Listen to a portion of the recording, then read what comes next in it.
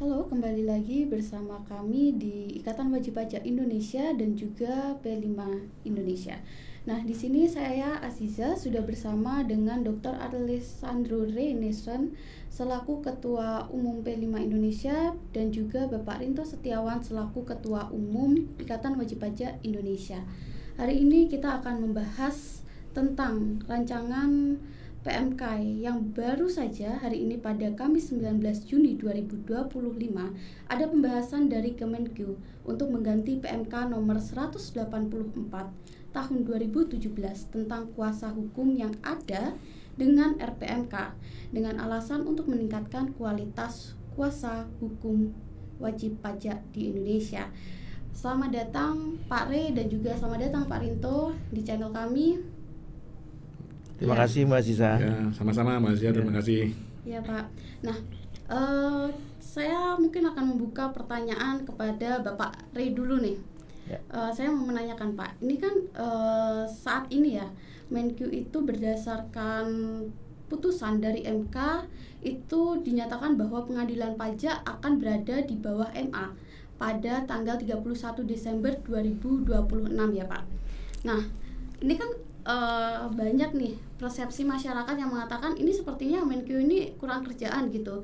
Kenapa justru membuat peraturan baru RPMK yang baru tentang kuasa hukum wajib pajak ini daripada membuat peraturan atau mempersiapkan hal yang lebih krusial untuk mempersiapkan PP ini agar pengadilan pajak ini agar berada di bawah MA. Nah, bagaimana Pak penjelasannya? Ya, terima kasih Mbak Aziza. Terima kasih Pak Rinto juga sudah hadir pada kesempatan hari ini. Memang kita tahu hari ini Kamis ya, tanggal 19 Juni 2025 baru saja dilakukan public hearing melalui Zoom yang diselenggarakan oleh Kementerian Keuangan ya, khususnya Sekretariat Pengadilan Pajak ya, dalam rangka mendapatkan masukan dari para pemangku kepentingan khususnya para praktisi pajak, yaitu kuasa hukum yang terdaftar di Pengadilan Pajak. Namun demikian, kami perlu menyampaikan dulu catatannya bahwa penyelenggaraan dalam rangka meminta masukan itu menurut kami kurang berjalan dengan mulus ya pagi hari ini. Kenapa? Karena banyak sekali masukan dan pertanyaan itu yang kemudian tidak ditayangkan, kemudian tidak ditanyakan juga, sehingga banyak dari para peserta yang kemudian tanda petik sedikit kecewa karena aspirasi maupun masukannya dianggap tidak dipertimbangkan. Padahal ini adalah momen yang paling baik ya bagi Kemenkyu khususnya Set PP untuk mendapatkan masukan ya. Namun kalau dibatasi ini kan menjadi pertanyaan, sehingga menurut kami event hari ini kurang maksimal begitu ya. Dan harapannya ke depan kalau bisa dilakukan lagi supaya Sekretariat Pengadilan Pajak bisa mendapatkan masukan yang sesungguhnya begitu ya, bukan kemudian masukan yang dipilah-pilih ya atau tebang pilih ya. Karena kalau ditebang pilih maka produk hukumnya tidak mengakomodir semua kepentingan atau semua pemangku kepentingan. Pada akhirnya nanti produk yang diterbitkan itu menjadi bukan solusi hukum tapi masalah hukum. Dan pada akhirnya akan berujung kepada judicial review di Mahkamah Agung ya. Nah, oleh karena itu kedepannya kami menyarankan kepada Kementerian Keuangan khususnya Sekretariat Pengadilan Pajak kalau menyelenggarakan meaningful meaningful participation ya, atau partisipasi publik yang bermanfaat, seharusnya dilakukan secara terbuka saja. Nggak perlu khawatir dengan prasangka-prasangka negatif gitu ya, karena itu adalah fungsi daripada public hearing dalam rangka mendapatkan masukan ya. Itu yang pertama Mbak. Yang kedua, perlu kami sampaikan juga bahwa kita harus mengakui putusan MK nomor 26 tahun 2023. Dan itu tidak perlu ditutup-tutupi ya. Putusan MK itu dengan tegas mengatakan bahwa pengadilan pajak tidak independen. Itu kata putusan MK, bukan kata saya Mbak ya. Nanti kalau kata saya seolah-olah saya ini ingin mengkritisi loh. Enggak, itu kata putusan MK, silakan dibaca ya. MK mengatakan alasan pengadilan pajak tidak independen karena ada dua kaki. satu kaki Kementerian Keuangan yang mengatur mengenai organisasi, administrasi dan keuangan, satu lagi kaki Mahkamah Agung yang mengatur mengenai teknis judisial. Nah, oleh karena ada dua kaki, maka MK berpendapat independensinya diragukan, sehingga hal-hal yang berkaitan dengan pencarian keadilan itu tidak dapat dikatakan bisa memenuhi maksud dan tujuannya sebagai lembaga peradilan. Ya, kita tahu lembaga peradilan itu tujuannya kan untuk memberikan keadilan bagi pencari keadilan.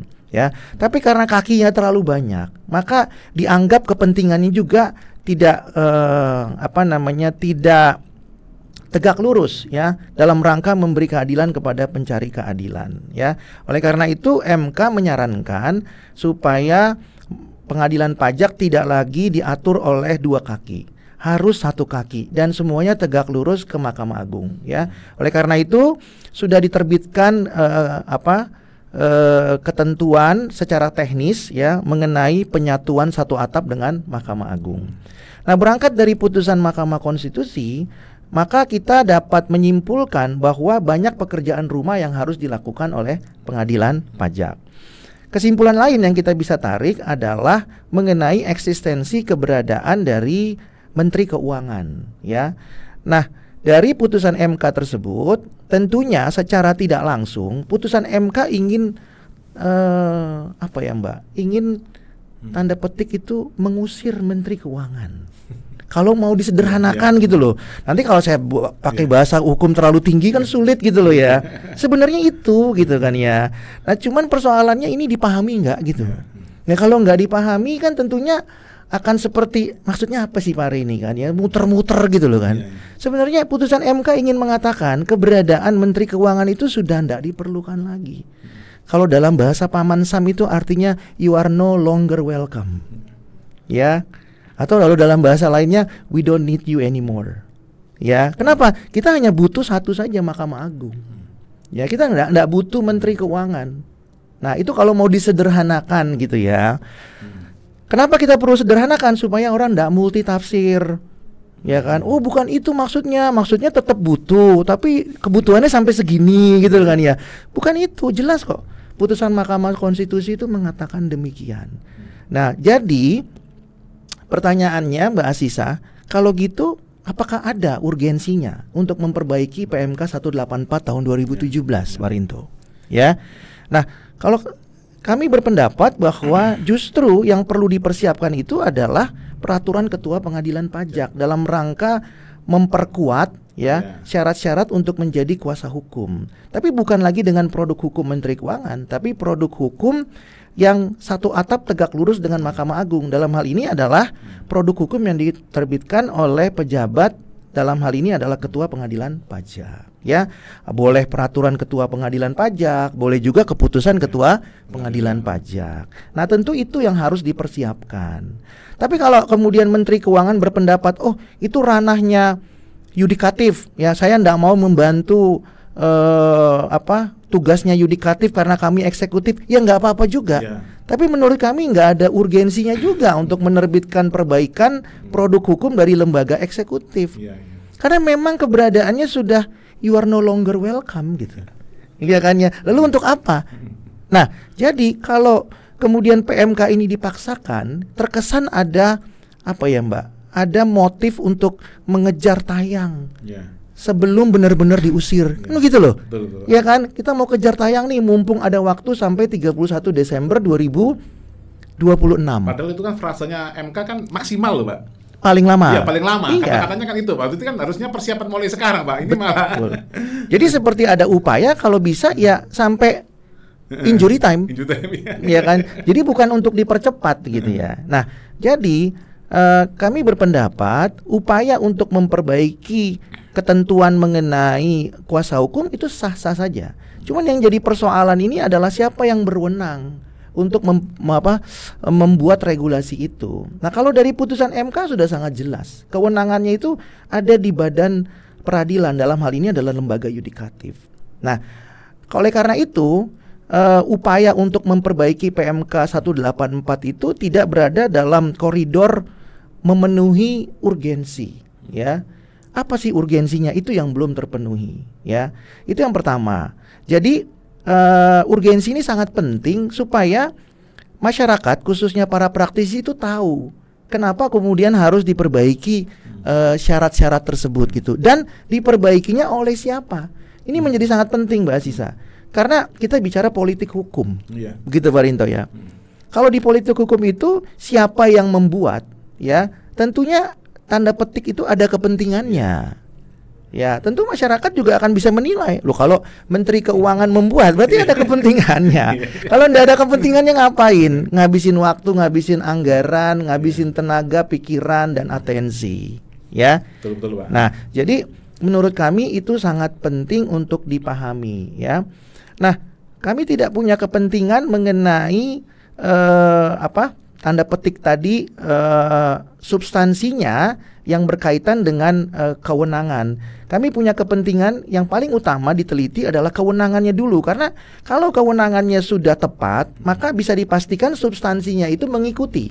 Tapi kalau kewenangannya sudah keliru, nah substansinya juga patut dipertanyakan ini. Dan rawan ini Pak ya, rawan di JR ini ya, rancangan PMK yang baru ini. Ya, nanti mungkin Mbak Aziza bisa tanyakan mengenai substansinya. Tapi yang paling penting sekarang ini kewenangannya. Ya.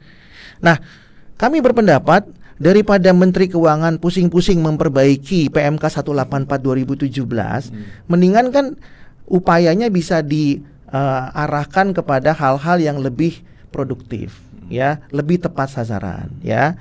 Kami tidak mengatakan bahwa Menteri Keuangan kurang kerjaan, tapi kan kalau sudah ada putusan MK ya tentunya kita harus menghargai. Energinya dimanfaatkan ke yang lebih tepat. Iya, kan begitu.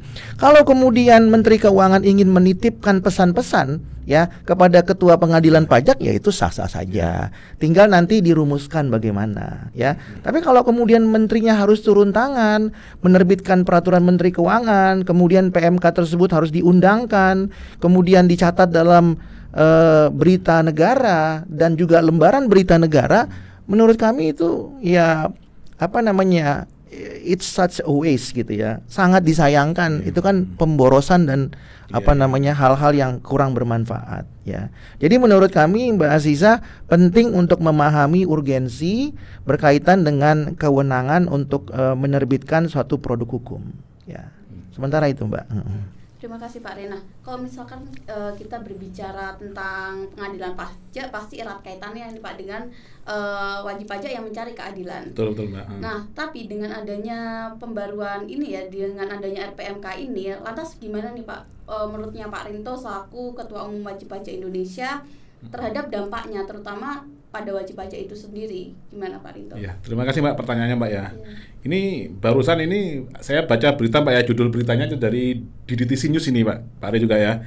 Susun RPMK baru, Kemenq bakal perketat syarat kuasa hukum pajak.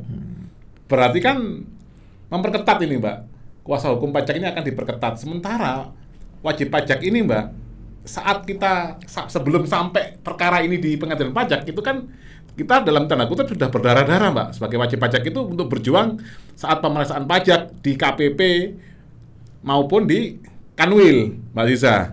Nah, saat kita mau menempuh upaya hukum di pengadilan pajak, ternyata kuasa hukum yang mewakili kita syaratnya pun dibatasi dan ditentukan oleh Menteri Keuangan. Itu sangat memberatkan kami sebagai wajib pajak Mbak Aziza, karena tidak ada lagi ini Mbak ruang bagi yang bebas bagi wajib pajak untuk mencari keadilan. Karena yang kita ketahui Mbak, saat kita ini Mbak ya melakukan kita dilakukan pemeriksaan pajak oleh pemeriksa pajak, itu kan kita biasanya minta tolongnya ke konsultan pajak. Dan saat wajib pajak mencari ini Mbak orang yang ngerti tentang pajak dan itu konsultan pajak, ternyata izinnya juga sudah dikuasai di ini Mbak, di Sikop Mbak, di Kemenq gitu loh Mbak Aziza.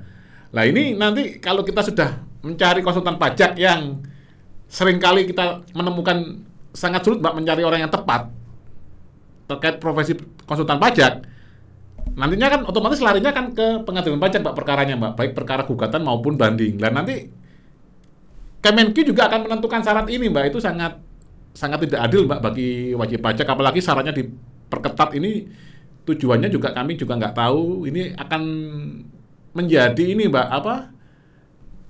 keseimbangan antara wajib pajak dengan Dirjen Pajak akan sangat melebar jauh ini Pak Iza. Apalagi mengingat seharusnya energi yang dikeluarkan oleh Menteri Keuangan kan untuk penyatuan satu atap dan memperbaiki penerimaan negara yang anjlok, yang baru-baru ini dari ini turun 10% Pak Iza. Jadi kalau kami dari Ikatan Wajib Pajak Indonesia sangat keberatan sekali, dan kami merasa sangat-sangat tidak adil Mbak terhadap rancangan PMK baru terkait dengan syarat kuasa hukum pajak. Nanti pun ujiannya seperti apa kita juga nggak tahu Mbak. Karena dengar-dengar juga harus ini Mbak, lulus SKK Mbak, syarat apa kompetensi khusus atau apa itu Mbak. Ya.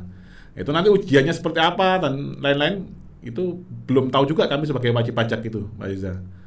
Nah Pak, menyambung syarat kuasa hukum tadi ya Pak, kita bicara syarat kuasa hukum kan salah satunya tadi sudah dijelaskan sama Pak Rinto bahwa ada SKK, surat keterangan kompetensi atau izin praktik untuk kuasa hukum di bidang perpajakan, atau sertifikat keahlian kepabeanan untuk kuasa hukum di bidang kepabeanan dan cukai. Nah yang mana ini tuh kan tadi wacananya akan diterbitkan oleh Kemenku sendiri.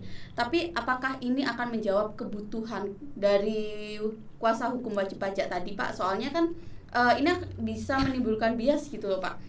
Yang dikhawatirkan kan akan menimbulkan bias karena memang penerbitnya dari Kemenku, sementara yang dilawan juga berasal dari instansi Kemenku, yaitu Dirjen Pajak maupun DJPJ. Nah bagaimana nih tanggapannya Pak Rey? Ya, terima kasih Mbak Aziza. Jadi sebelum kami menjawab itu, perlu kami sampaikan dulu bahwa ketika Kemenku atau Menteri Keuangan ini berniat untuk memperbaiki PMK 184, ya berkaitan dengan kuasa hukum dengan tanda petik alasan atau alibi meningkatkan kualitas.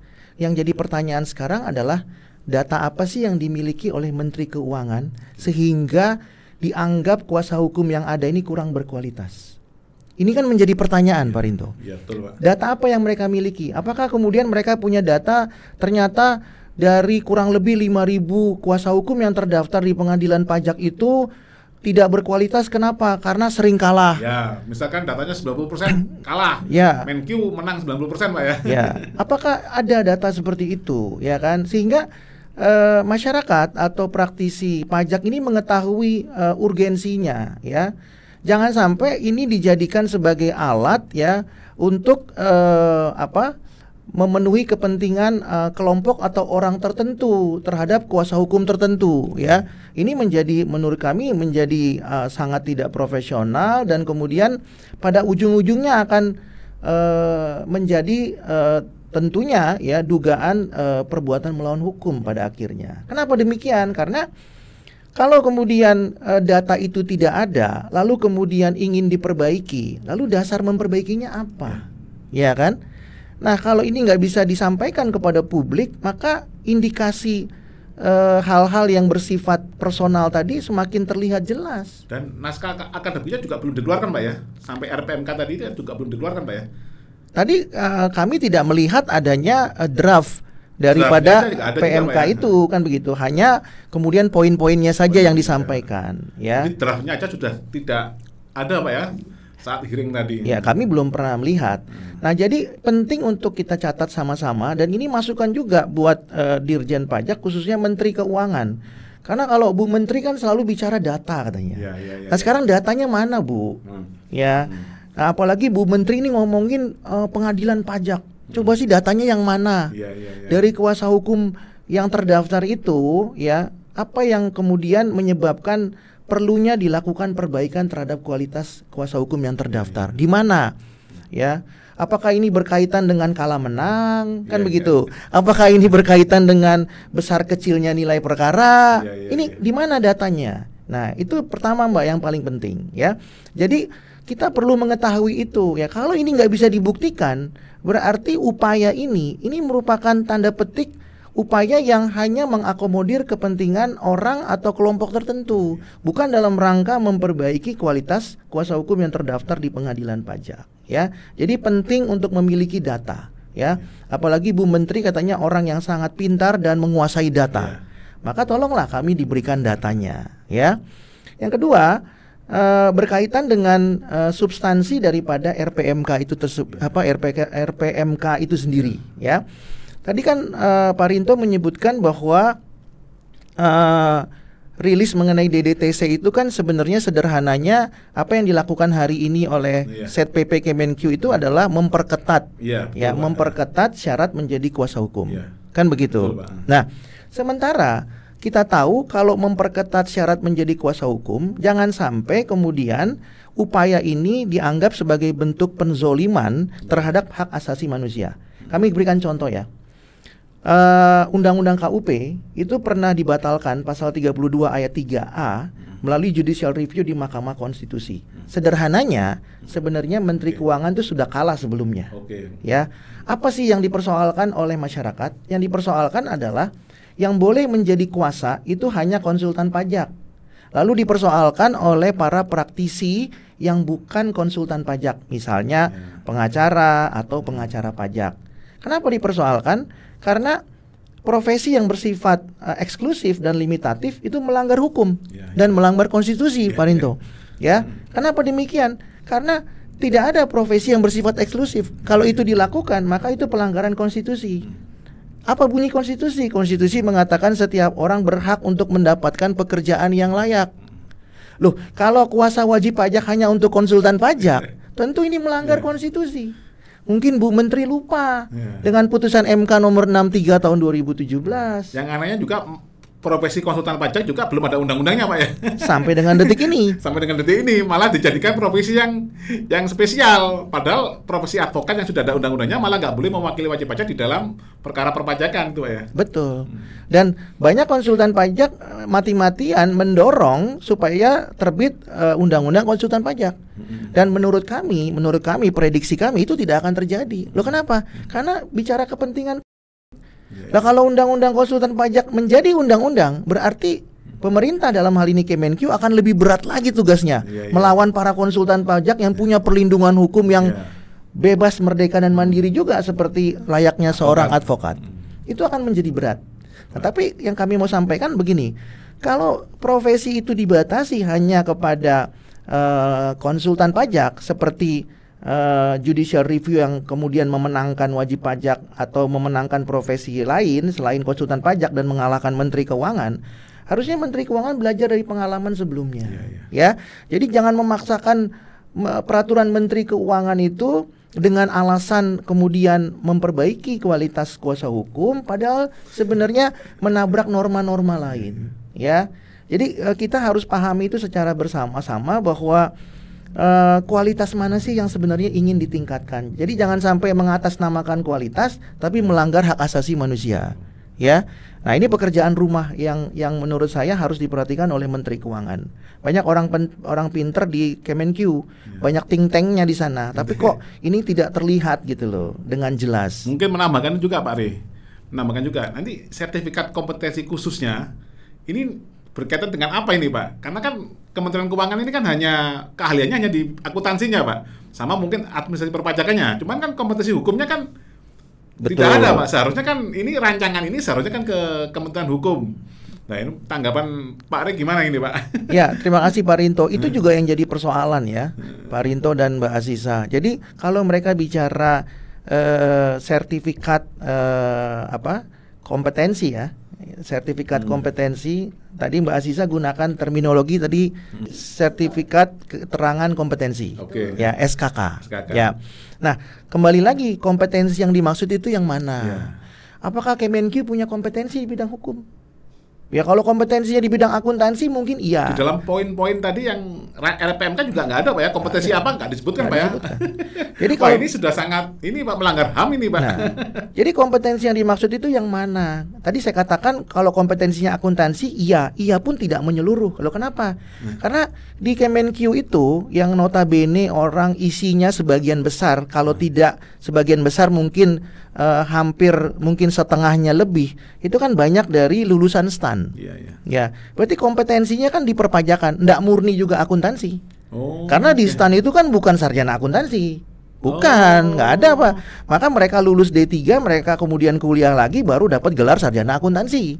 Jadi kompetensinya juga nggak murni akuntansi, tapi ya belajar. Apa kalau di STAN, lulusnya STAN ini, Pak? Mungkin mereka dapat yang namanya AMD, kan begitu. Iya. Cuman AMD perpajakan. Siap. Nah, pertanyaannya, apakah AMD itu ahli? Kan enggak juga. Masa D3 jadi ahli? Ya kalau D3 jadi ahli, orang nggak perlu S3 dong. Ya kan ya. Nah, jadi pertanyaannya adalah kompetensi yang mana? Kalau kompetensi mengenai perpajakan mungkin iya, kompetensi akuntansi enggak juga, kompetensi administrasi enggak juga, mungkin iya. Tapi kalau mau disebut kompeten ya enggak juga. Apalagi kompetensi hukum. Wah, itu sama sekali mungkin nggak diajarin. Ya. Kami berkeyakinan dari kurikulum D3 di STAN juga nggak belajar hukum pajak juga, kan begitu ya. Nah, jadi kalau kita bicara kompetensi, maka pertanyaannya kompetensi yang mana? Sementara di pengadilan pajak itu, Mbak Asisa, itu kan disebut pengadilan karena memang yang dikedepankan itu adalah hukumnya. Ya, hukumnya gitu kan. Maka disebut pengadilan. Ya kan nggak disebut pengadilan akuntansi, nggak ada. Jadi ini izin kuasa hukum mau diatur oleh eksekutif, Pak ya? Iya. Nah, ini yang menurut kami kurang tepat, ya kan ya. Loh, ini kami tidak bermaksud untuk kemudian mendiskreditkan upaya pemerintah, bukan. Cuman kita harus mendudukkan porsi yang tepat. Siapa yang berwenang dan apa yang harus diregulasi. Nah, kalau itu nggak terjawab kan ini menjadi persoalan. Nah, kami perlu tambahkan juga, Mbak Asisa sama Pak Rinto, kewenangan mengenai hukum itu tentunya ada. Kalau bicara lembaga eksekutif ya di Kementerian Hukum dan HAM, itu dia punya kompetensi tentunya di situ kan ya. Tapi kalau bicara hukum di Kementerian Keuangan kan kurang pas juga. Ya kan? Apapun yang mau dikatakan itu kurang pas gitu loh, ya. Nah, jadi menurut kami ini penting untuk dipahami kompetensi yang seperti apa, ya. Nah, kemudian kami perlu tambahkan lagi bahwa di pengadilan pajak itu, ya, itu tugas para kuasa hukum itu kan membuktikan, ya, membuktikan perkaranya berdasarkan fakta, ya, fakta dan hukum, ya. Kecuali kalau di Mahkamah Agung pembuktiannya adalah hukum saja, maka hakim di pengadilan pajak disebut judex facti. Asal kata fakti itu berasal dari kata fakta, ya, fact bahasa Inggrisnya. Jadi pembuktian dan hukumnya. Begitu masuk ke Mahkamah Agung, pembuktiannya adalah hukumnya, maka hakimnya disebut judex juris. Yang mau dibuktikan hanya hukumnya. Nah, jadi kalau kemudian yang boleh praktek itu hanya yang mengerti akuntansi atau pajak saja, maka fakti saja kan gitu ya, judexnya nggak ada.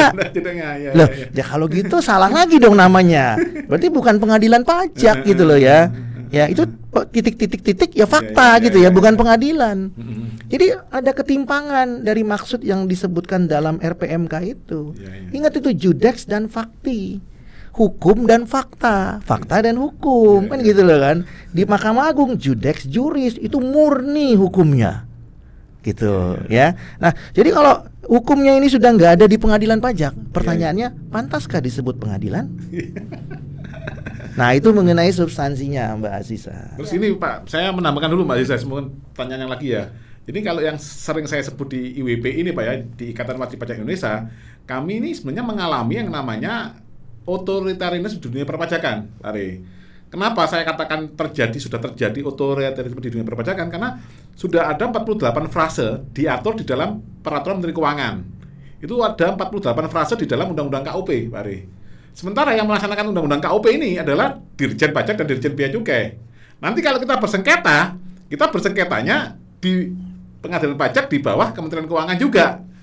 Lah, apakah dengan RPMK ini yang seharusnya ini Pak ya tidak terbit, ini menunjukkan bahwa malah memperkuat otoritarianisme di dunia perpajakan yang dilakukan oleh Menteri Keuangan. Ya, itu sangat berpotensi.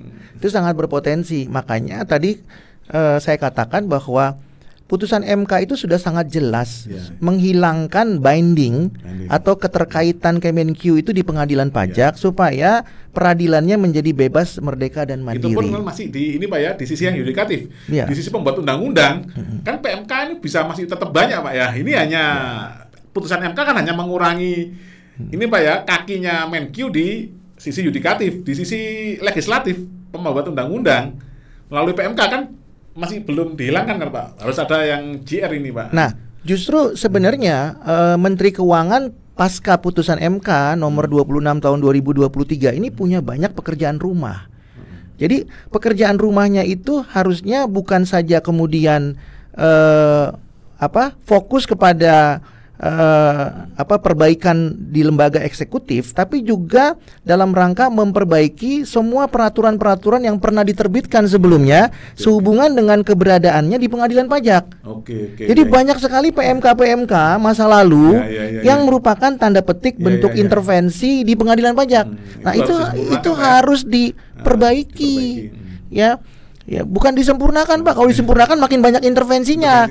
Diperbaiki kan gitu ya. Jadi dengan betul. Mahkamah Agung nantinya Pak. Dan Menteri Keuangan harus legowo untuk hengkang dari peraturan Menteri Keuangan yang kemudian mengatur keberadaannya di pengadilan pajak. Siap.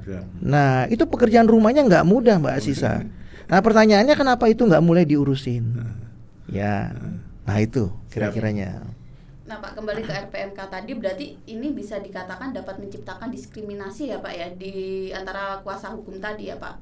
Mungkin bisa dijelaskan Pak. Ya, itu adalah substansi yang berikutnya ya Mbak ya. Jadi rilis DDTC tadi mengatakan apa yang dilakukan hari ini adalah memperketat bagaimana seseorang bisa dapat disebut sebagai kuasa hukum. Salah satunya tadi selain ada surat keterangan kompetensi atau surat keahlian kepabeanan yang disebut dengan SKK tadi, juga ada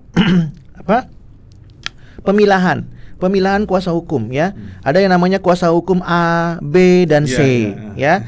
Nah, tentu ada kayak grade-nya Pak ya. Ya, ada grade-nya. Ada grade-nya. Kalau emas itu kan ada 18 karat, ada 22 karat, ada yang 24. Ya kan begitu. Nah, kembali lagi menurut kami upaya untuk memilah-milih ini itu juga berpotensi untuk menimbulkan persoalan hukum di kemudian hari. Loh, kenapa gitu Mbak Asisa? Karena kita tahu bahwa di brevet A itu kan sebenarnya kompetensinya itu adalah berkaitan dengan wajib pajak orang pribadi. B itu adalah wajib pajak badan ya, tapi masih PMDN. Tapi kalau brevet C itu kan wajib pajak badan tapi PMA. Nah, katakanlah misalnya X itu disebut sebagai kuasa hukum dengan brevet A. Tapi kemudian ya wajib pajak itu memilih dia untuk mewakilinya di pengadilan pajak. Nah, dengan adanya RPMK ini berarti haknya dia untuk mewakili WP yang disebut tadi WP badan PMA yang hanya boleh dilakukan oleh kuasa hukum dengan grade C tadi, tentunya itu kan menjadi bentuk pelanggaran HAM ketika dilarang untuk mewakili atau untuk bekerja dan praktek ya. Sementara WP-nya meyakini kompetensinya. Ya. Loh, itu sama dengan analoginya begini Mbak Asisa. Kalau seorang advokat atau pengacara ya, kemudian pengacara itu baru punya katakanlah pengalaman 5 tahun ya.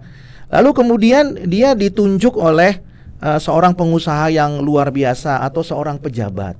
Pertanyaannya, apakah dia kehilangan hak untuk mewakili orang tersebut? Karena yang mau diwakili adalah pengusaha besar atau seorang pejabat, bahkan presiden sekalipun. Dengan alasan dia baru punya pengalaman 5 tahun. Nah, ini kan juga bentuk daripada diskriminasi yang kemudian melanggar hukum atau melanggar HAM ya.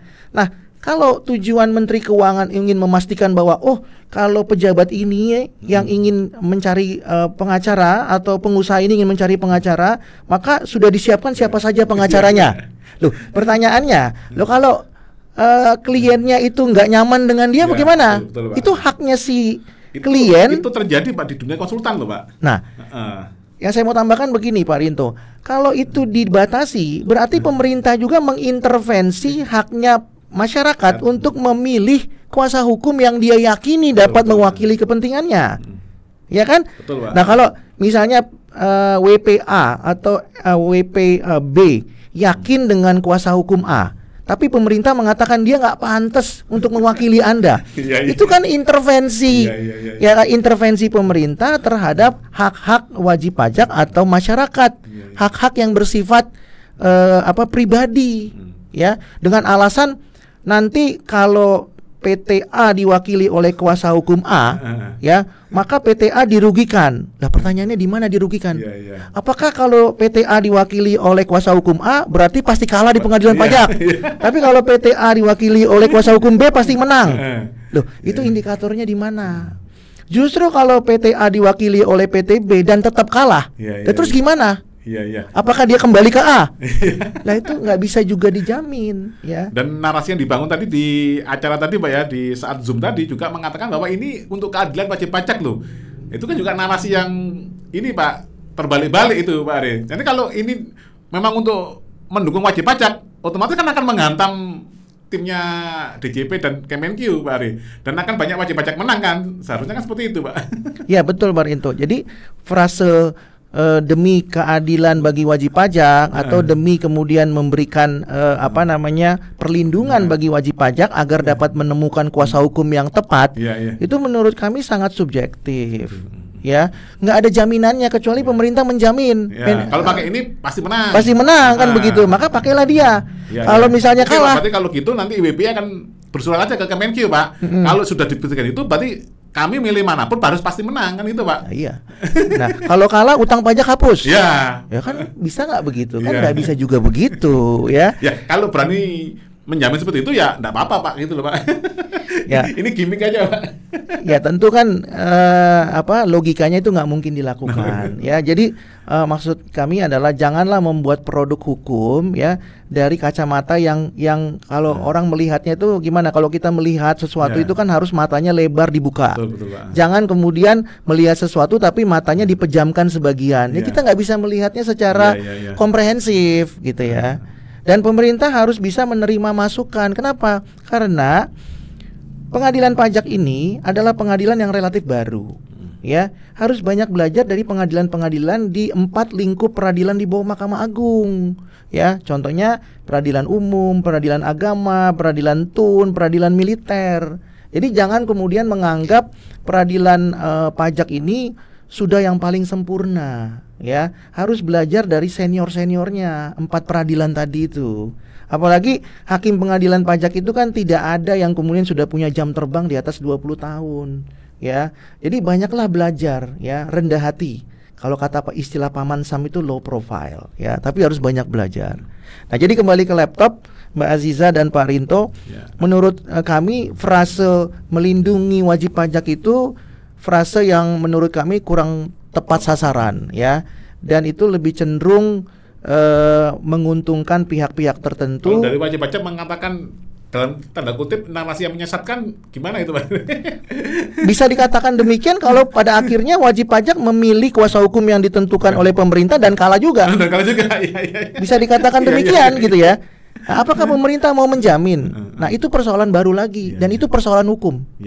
Nah, kalau wajib pajak dari IWPI ternyata mengikuti pilihan pemerintah lalu kemudian kalah, apakah kemudian tambah 60%, Pak, kalau kalah dibanding? Ya, pasti. Pertanyaannya, apakah pemerintah turut bertanggung jawab? Itu yang pertama. Yang kedua, apakah wajib pajak yang tergabung di IWPI nanti berpotensi menggugat pemerintah dengan class action? Itu pekerjaan rumah baru lagi buat pemerintah. Nanti PR pemerintah adalah bersidang terus dari wajib pajak yang menggugat class action ini. Akhirnya malah ini, Pak ya, penyatuan ke MA-nya malah nggak berjalan dengan smooth, Pak, nggak berjalan karena pemerintah digugat terus. Kalau IWPI punya anggota katakanlah 1000, ya, ini class action, misalnya satu kali class action isinya 1000, besoknya lagi 1000 lagi, besoknya lagi 1000 lagi, sementara WP ada 70 juta, itu kapan selesai? Nah, pemerintah harus berpikir sejauh itu, harus west, Pak ya. Iya, begitu. Baik, Pak Re. Nah, ini pertanyaan penutup untuk Pak Rinto. Apakah saat ini sudah ada rencana yang akan dilakukan oleh IWPI, Pak, karena ada RPMK ini mungkin ada langkah yang akan dilakukan oleh IWPI? Ya, kalau dalam waktu dekat ini kita akan bersurat, Mbak, kepada Menkyu agar jangan sampai ini diterbitkan karena sudah terlihat jelas motifnya ini sangat tidak adil bagi wajib pajak dan memperkuat otoritarianisme di dunia perpajakan.